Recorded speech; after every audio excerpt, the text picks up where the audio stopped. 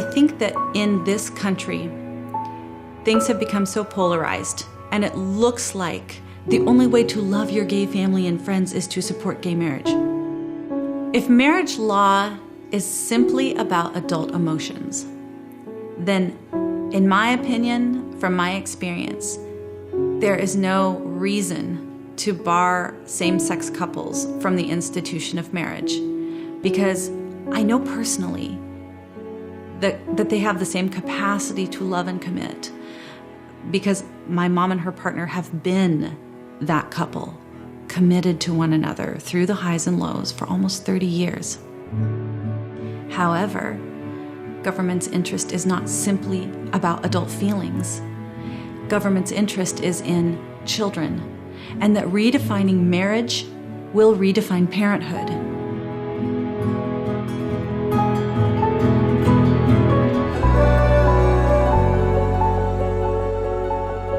What I hear from much of society, from much of those who champion gay marriage, is that all kids need are loving, stable adults.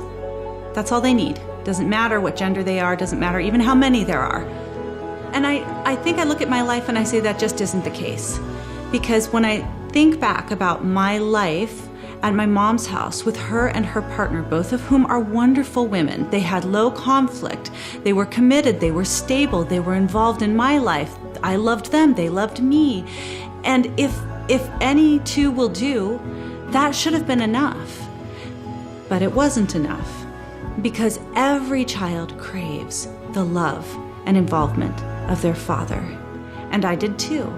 That there were times where I just wanted to be with him, and he could say something that my mom and her partner would say to me, but it impacts you, it sits differently with you when it's your father, because you're made for it.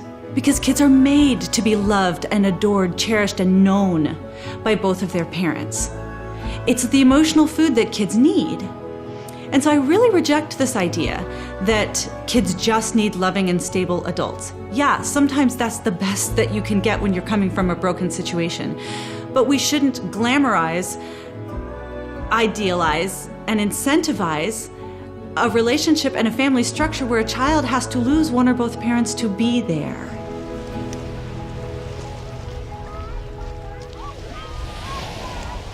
I feel so much rage when I listen to people debating about gay marriage and talking about same-sex parenting with no sense of how complex and profound this is for the kids.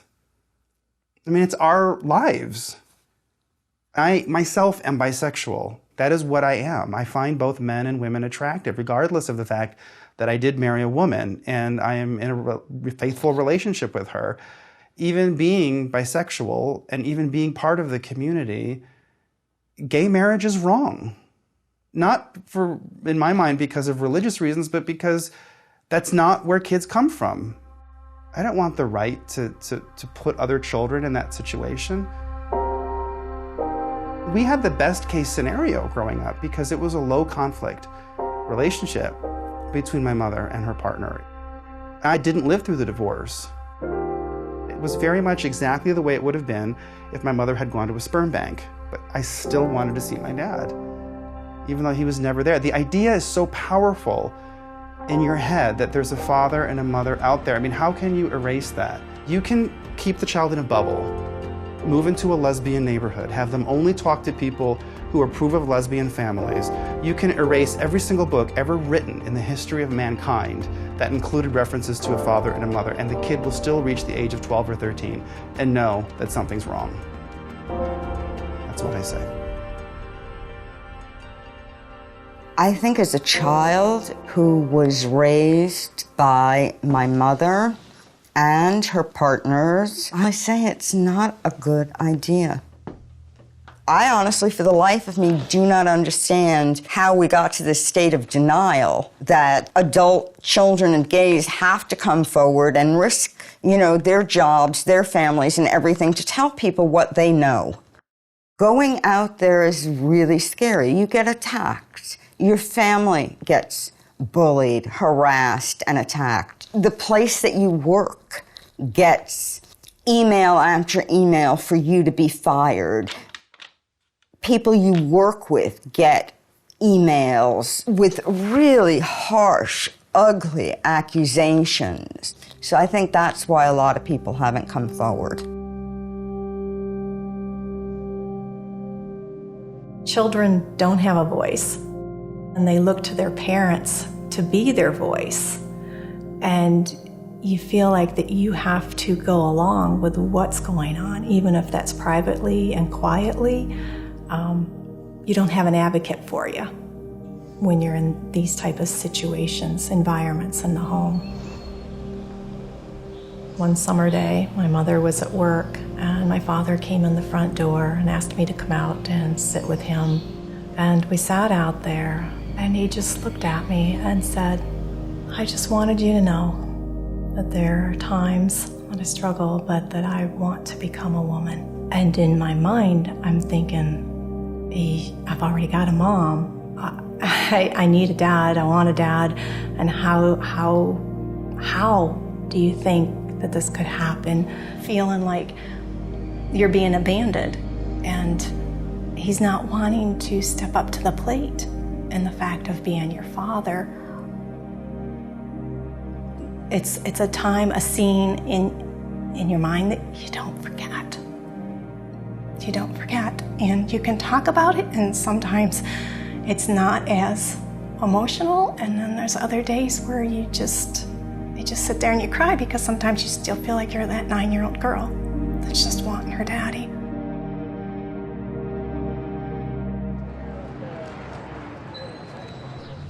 My father died of AIDS, and none of my father's partners are alive today.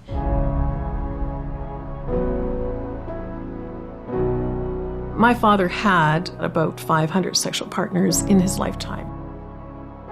We saw a lot, we heard a lot, and some of the men, including my father, would dress up as women on Halloween and march up and down Yonge Street. This is before Pride Parade. The Gay Pride Parade became official in cosmopolitan Toronto. And so my father participated in the gay community to the fullest extent that he could. I couldn't comprehend until my late 20s, early 30s. I couldn't verbalize all of my thoughts and my feelings about this because it's so complicated. We love our parents, we love the people in our lives, and we often care about and love our parents' various sexual partners. However, we will take a very long time to process what we've grown up in, and it will take us decades often before we can fully disclose the truth.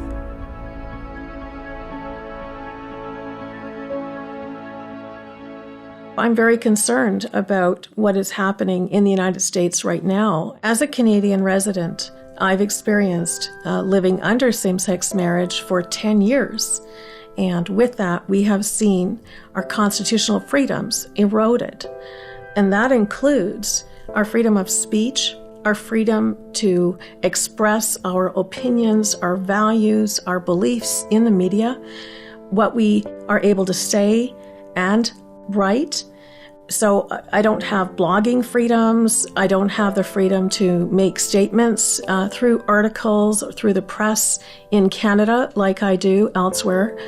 The other area that we have seen restricted are our conscience rights and our religious freedoms. When I stuck my nose in to the business of the entire United States with the Supreme Court brief, I didn't really think that it would change anything. I think that we are riding a wave of popular culture, and TV is a much bigger influence than I would ever be. I did it because I just thought about the kids in the future, and I know they're going to say, why didn't anybody say something? Why didn't anybody know this was going to be really bad for me? I hope by speaking out on this that it will be noted, that there will be organizations that just everyday citizens will realize that there are children that are saying, wait a minute, folks, let's take a second look at this. There are 6 of us who filed amicus briefs for the Supreme Court case. Those of us that are doing videos have really had to wrestle through a lot of not just internal pressure, but familial pressure and society's pressure to tell us that it's not possible to not just love your gay parent and maintain a relationship with them, but also to stand for traditional marriage. But all of us see that this has to do primarily with child rights and well-being. And even though we have a pretty diverse experience, pretty diverse childhood experiences, we all speak with one voice about the need for children to be raised by their mother and father whenever possible. People need to know every side of the story. And they have to hear from the people who actually have a stake in gay marriage. And I don't even think gay couples have a stake in gay marriage the way that children of gay couples do. So they need to hear us.